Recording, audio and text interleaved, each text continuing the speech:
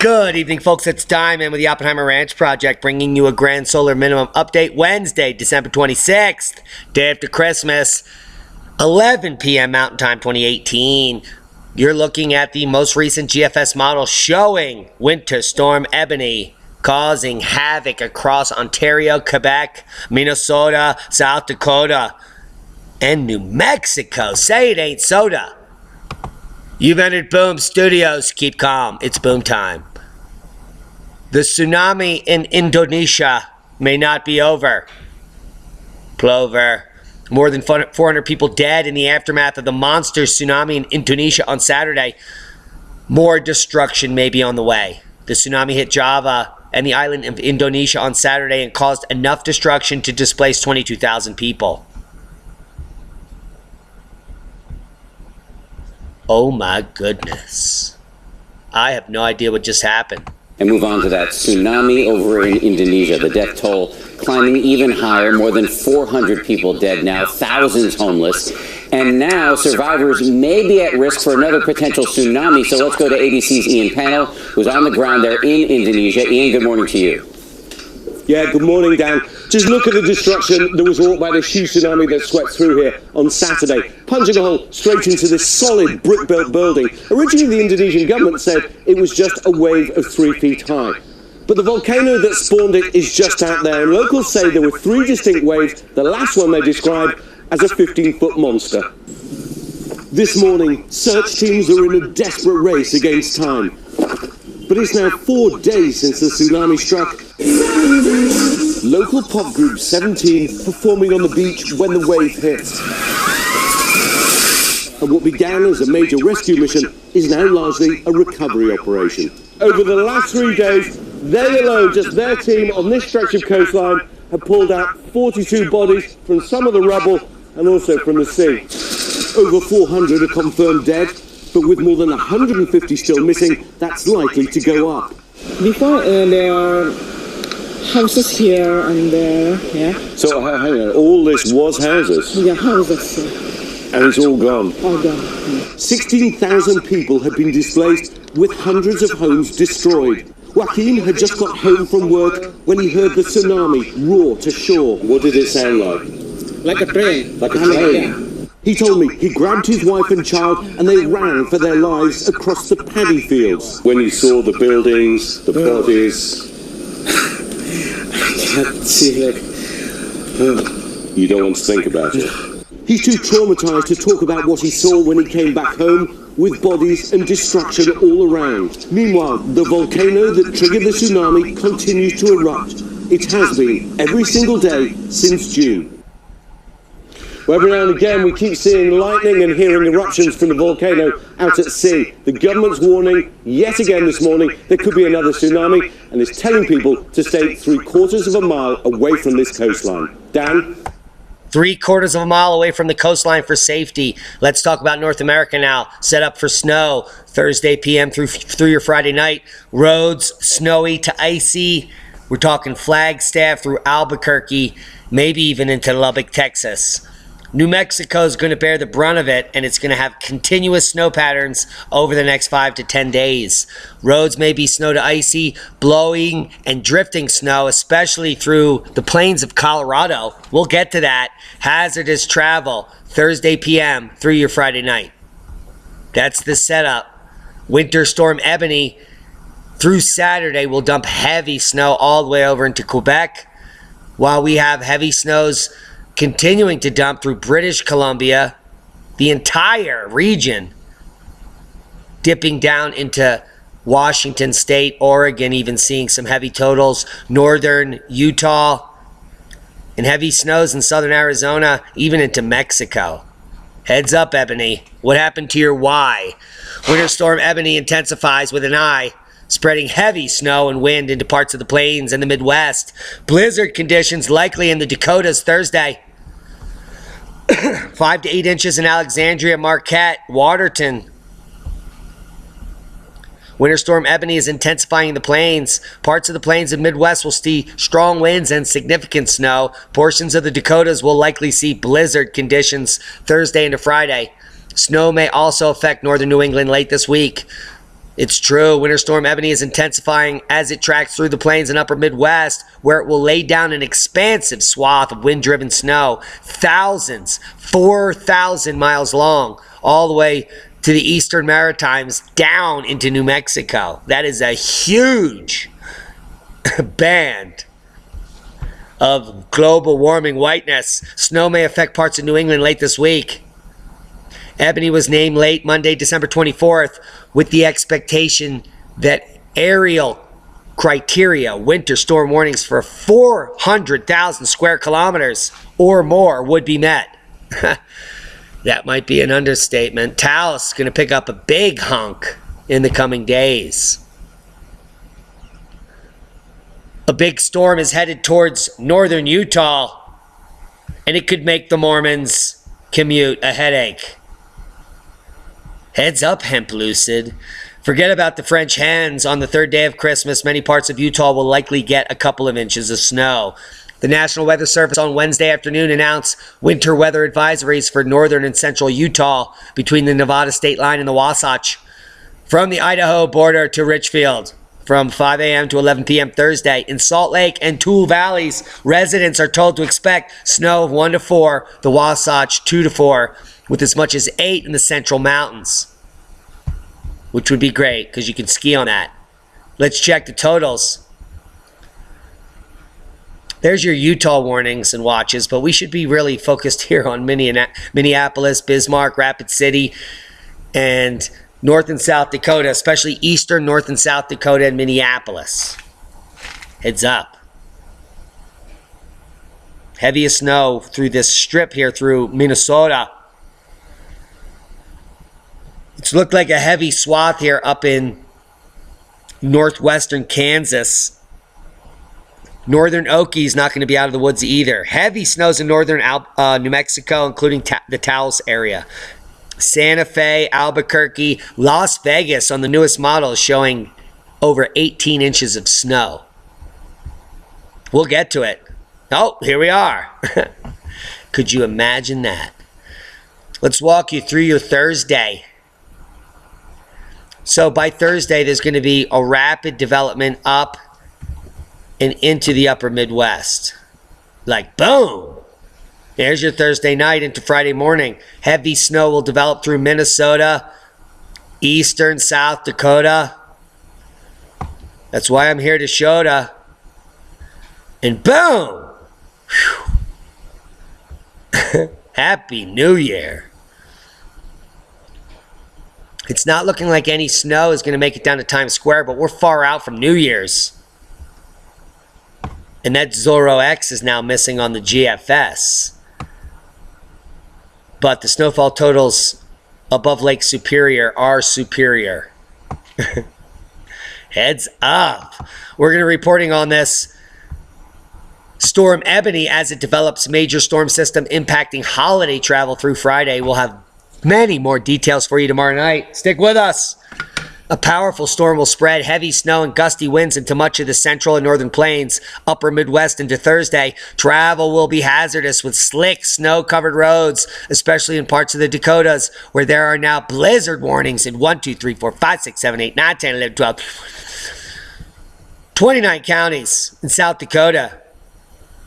9 counties in North Dakota, and a smidgen over there in Minnesota. Things will change. Winter storm watches and warnings in a dozen states for 1,000 miles, where global warming goodness will fall heavy and blizzard warnings are in effect. Further south, heavy rainfall, severe thunderstorms will make these green counties fluxed, even moist in some regions. Thunderstorm warnings in Dallas-Fort Worth. Heads up. Mint green areas exist. Winter storm watches and warnings throughout New England, Vermont, northern New York, Massachusetts, northern Idaho, northern Utah, northern Nevada. And there is the snow coming down to Washington State in the Cascades. The potato apocalypse. Now, we reported on this weeks ago coming out of England. Bad growing season could mean we're in for a year of stumpy brown French fries. And this is Canada. After a devastating season, 500 million pounds of Canadian potatoes are feared wasted. If you want the facts, go over and see Grand Solar Minimum Crazy Canuck and ask him. Brent, what say you? And those potatoes that did survive are likely damaged. Those tubers look great, so I don't know what they're talking about there. They just took a picture. The bad growing season destroyed 4.5% of the national potato crop, typically 10 billion pounds.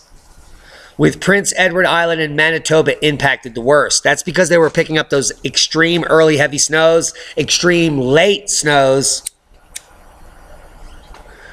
and a bunch of ho-ho-hos. After a devastating potato growing season, 500 million pounds of Canadian potatoes are feared wasted, and many of the survivors are misshapen. Oh my goodness. Could you imagine the potato chip shapes? It could be devastating. They're even undersized. I love tiny chips, by the way. Why don't you capitalize on it and make the tiny chip company? And then you can make millions of dollars and charge extra. Now, the United Potato Growers of Canada last week announced the misfortunes of its farmers in a news release. An apparent attempt to manage consumer expectations after the trifecta of bad weather across the country. A late spring, a hot summer, and a cold fall saw an estimated 6,000 hectares abandoned. Wow, that just sounds like I just said that in a different way. And that is tonight's first boom, a potato boom of boomness. Double boom, even. Canadian potato apocalypse. Boxing Day, brrr, city under extreme cold weather alert, and that's a brrr. With a wind chill of minus 24 C overnight on Boxing Day, Canada continues to suffer. Not only are the potatoes dead, but now your potatoes are going to freeze their arse off. A winter storm moving in Thursday evening. The homeless networks of Sudbury had announced an extreme cold weather alert for the next 24 hours. The Extreme Cold Weather Alert Program is an initiative funded by the city of Greater Sudbury to protect those who are freezing their ass off. This alert puts into action short-term emergency plans to increase community services when the temperatures drop below 15 C, negative 15 C, and below 20 C with the wind chill. There are hotlines, shelters, emergency warning centers, and get off the streets before you freeze to death warnings. Wind chill will drop to minus 24 C overnight. Current temps at negative 11.9. But you Canadians think that's warm because you have homes. Seismic update, no quakes of note. Papua New Guinea, the Indonesia region rocking all the way up through China. 5.0 in Burma. We have activity out here in Greece, 4.6. They're not showing the other activity in Italy and in Europe in general, but we will show you that shortly. Frat quake, Snyder, Texas. Double banger in Soda Springs, Idaho. As the earth spreads, the basin and range drops. 3.4, Lucerne Valley, Cali. Activity at the Triple Junction here in Kamchatka, in Russia. We're going to be watching it closely. Worldwide volcano news update. Sabancaya, sporadic strong puffs, just reported. Ebiko, eruption. Stromboli on the uptick. New warnings issued. We're going to get to that. Fuego, Popo, Chivalush, Reventador. Stromboli volcano, Italy. Civil Protection declares yellow alert due to an increased activity and seismicity. These are quakes. This is a seismo, and these are like 10-minute spans each color. It's like boom, boom, boom, boom, boom, boom, boom, boom, boom, boom, boom, boom, boom, boom, boom. Following an increase in activity detected at the volcano Stromboli, not Etna. We're going to cover them both. Italian Civil Protection raised the alert level from green to yellow, pointing out the volcano is in an unstable situation. Heads up. Whew, that's unstable. Hashtag boom. Hashtag boom unstable. These almost look like popcorn kernels. It's amazing.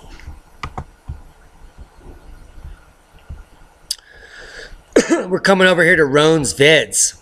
See what's going on here at Etna and Stromboli. Clearly nothing.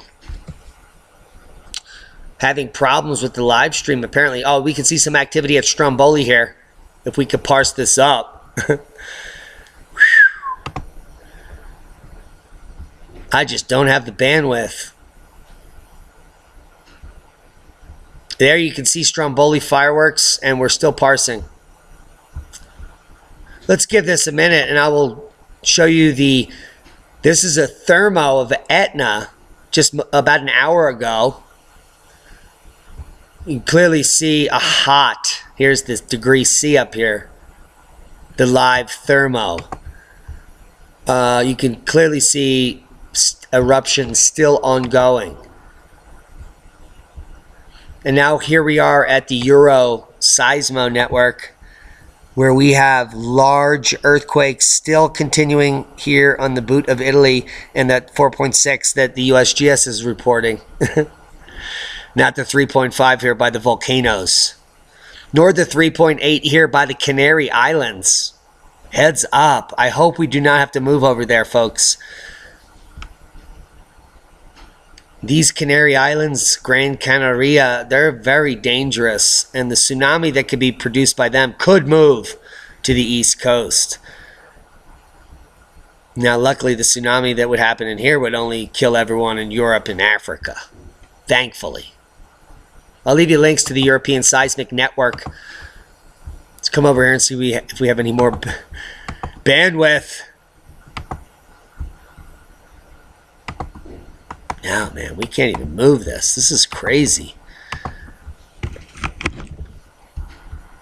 I'll let that run and we'll get back to it. So, thermogram showing Etna erupting. And here I'm going to leave you the live seismogram in Italy, where you can still see 4:15 UTC that there is still some nice chatterings.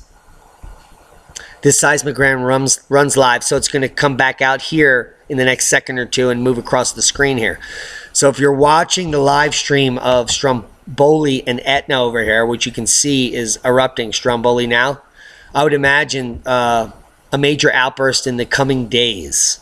So you can see it live if you come over here to Roan's Vids and subscribe to the channel, give them a thumbs up. I want to thank all of you that went over there. About 900 people subscribed, I think.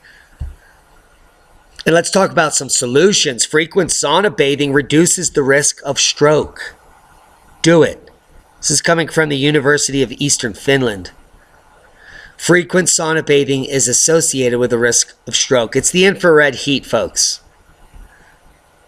You can also do this in a hot spring, which is why I moved to Pagosa Springs. I'll leave you links to the paper. Take your sauna bath. Thailand to allow medical marijuana. Whew. This is big. I don't even know what that says, but there's a pot leaf there. That's awesome. But these people are against it. Look at this guy. He's against marijuana. And so is she. Is that what they are? Or do they want to smoke pot? I don't get that. That says I'm against medical marijuana. And he's happy about it. Well, F him. Thailand is now allowing medical marijuana, a first in Southeast Asia. And that is a hashtag boom. Made of popcorn. Bangkok, in a region known for its harsh penalties for illegal drugs, including death, murder, decapitation. You can now smoke pot unless maybe still get decapitated, but who knows? Thailand is set to become the first nation to not decapitate you for smoking weed. I think. Don't take my word for it, because if your head comes off, hashtag boom, I have nothing to do with it. Yes, I don't. I have everything to do with this internet connection because the powers that be do not want you to hashtag boom me. They don't want you to see this. They want you to unsubscribe to the channel. Elon Musk tweets image of SpaceX's stainless steel starship. There's the nose cone. Holy macaroni. Stainless steel starship. That's a lot. Say that a lot. From an impromptu Twitter Q&A following the reveal of the Starship prototype, we learned that by exposing the stainless steel to extremely cold temperatures, that is, giving it a cryogenic treatment, SpaceX was able to get around the issue of the material weighing more than carbon, according to a Musk tweet. Usable strength, weight of full hard stainless at cryo is slightly better than carbon fiber. Room temp is worse. High temp is vastly better. Apparently he was smoking lots of dope when he came up with this cockamamie idea. I'll leave you links to the stainless steel starship. He's just so happy about it. Look at how happy he is with himself. Holy macaroni.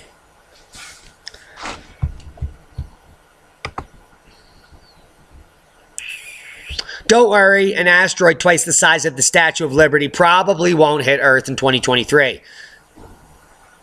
Nor will the electric comet that's going to be closer than any comet in your entire lifetime, which will also be very near the sun in 2023.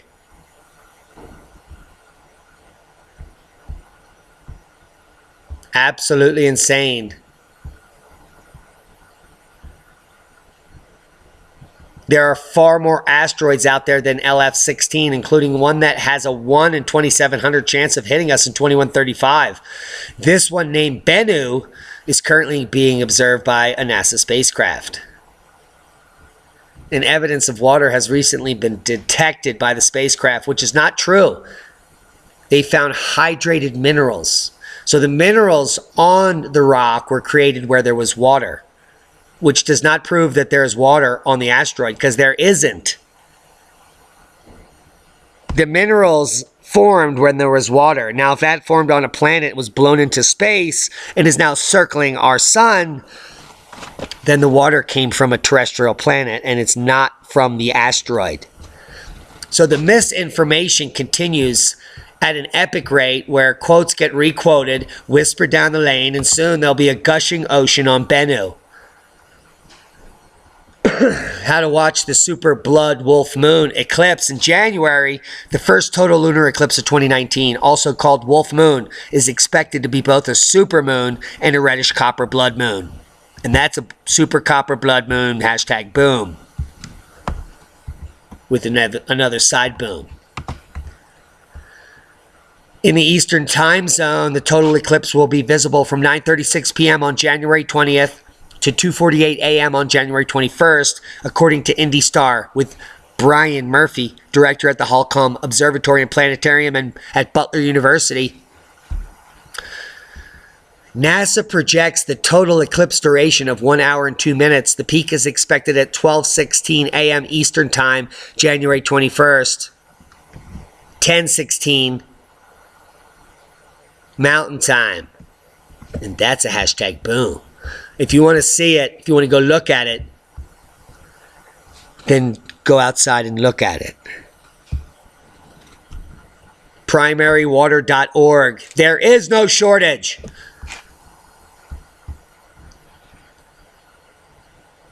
Primary water is why we don't have a water shortage. It may also be why they're injecting toxic waste into the subsurface so that you can't get to that primary water. A recent study documented the presence of vast quantities of water locked far beneath the Earth's surface. In fact, new seismological data suggests that almost 3 times the amount of water once thought was sucked into the subsurface is actually being sucked underground. That's a lot of water.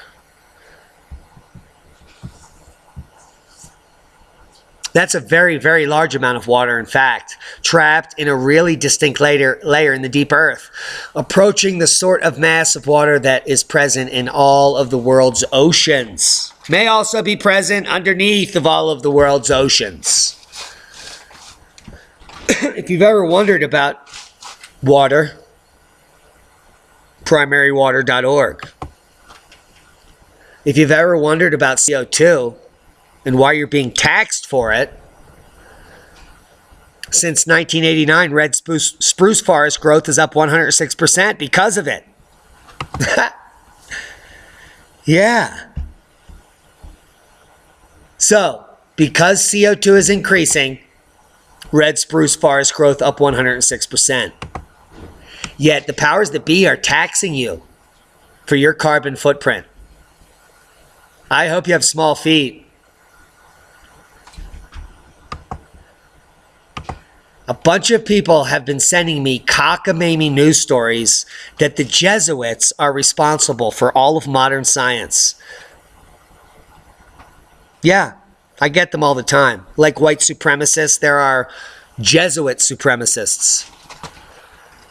And then today I got the icing on the cake, an email that claimed the Jesuits are responsible for seismographs. Seismic science, it's the priests in the Roman Catholic Church. They did it. Well, I digress because they're full of shite. The Jesuits didn't invent the seismogram, the seismograph, or seismology. In 132 AD, Zhang Heng of China's Han Dynasty invented an amazing thing that predicted the weather and showed what direction earthquakes were occurring. When this brass ball in the dragon's mouth would drop into the frog's mouth, that meant something. This brass vessel from AD 132 is called the Hongflang Didong Yi, which is translated as an instrument for measuring the seasonal winds and the movements of the earth. Come to the wiki here on seismometer if you want to learn more. I'll leave you links below. But in the 13th century, in Persia, definitely not Jesuits, at Marang Observatory, I guarantee were Muslims, seismographic devices existed. And then a bunch of crotchety old white guys got involved, and then they started inventing the scales, seismic scales, and then there were new instruments. But the Jesuits didn't invent seismography. And the Han Dynasty probably didn't invent it either. That's just the oldest crap we know. I guarantee prior to 12,500 years ago, there were seismograms. They're just all gone. Just like all evidence of the people that built the pyramids and Machu Picchu and Peru and all those wonderful places. Gone. Baalbek, gone.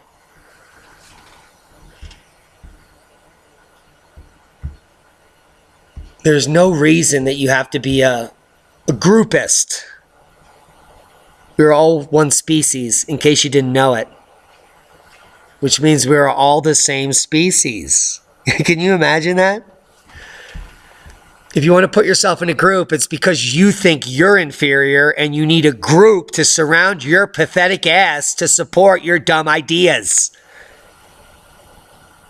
There is no culture, color of skin, or nationality that is better than any other group.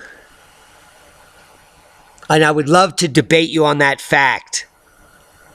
Each individual is unique. Each individual. It has nothing to do with your religion, your race, your creed, the color of your skin, or the stupidity or small size of your brain, even if you are a Jesuit and you like to rape young babies.